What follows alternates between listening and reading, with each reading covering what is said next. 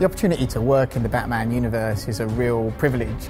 There's a huge level of expectation. You want to create something that stands up with all of this other great fiction and Batman lore that's been told over the years. It was such a great concept of Batman being victimized by all the characters. The potential for conflict was limitless. You will die. I think the stakes are much higher here.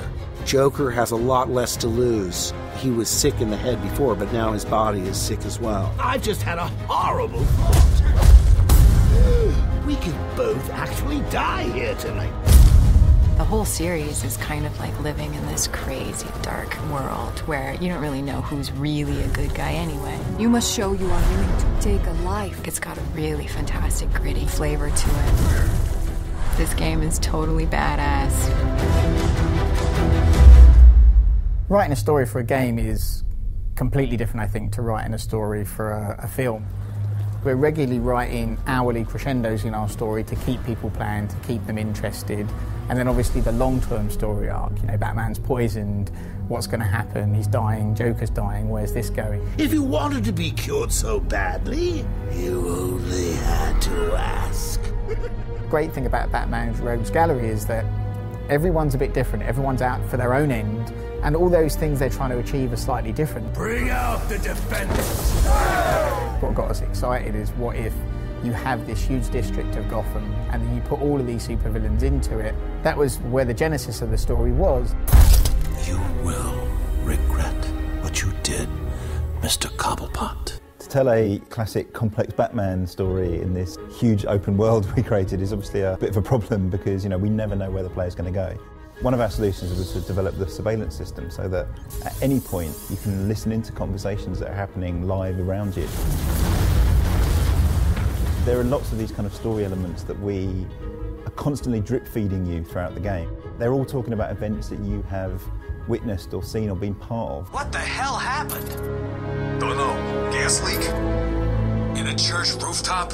A gas leak? No way.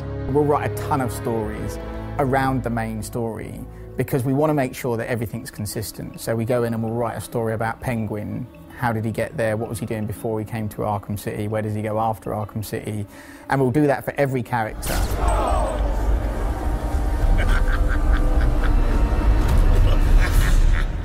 We always thought Penguin was going to be, you know, a hard character to put in our game, you know, because traditionally, you know, he's this little guy, monocle, top hat, which, you know, looks great drawn, but when we put him in 3D, it just wouldn't have worked.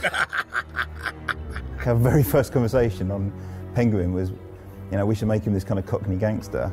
And then I think I joked we should shove a bottle in his eye for the monocle. And I don't know if it was Jim or someone from DC, it straight away went, yeah, that's awesome, let's do that. And, you know, it's that kind of relationship that really helps us take these characters and push them to new places.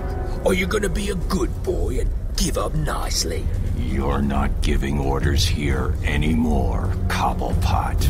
Anyone who's finished Arkham City will know that, you know, it doesn't end well for Harley Quinn, and, you know, she's now got a bit of an axe to grind with Batman. Surprise, B-Man!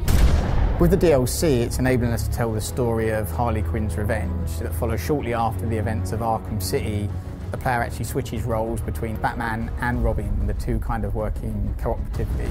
You're late, Batman. Late, late, late. We spent so long working on the mechanics, working on how to tell stories, building the characters, you know, building this playground.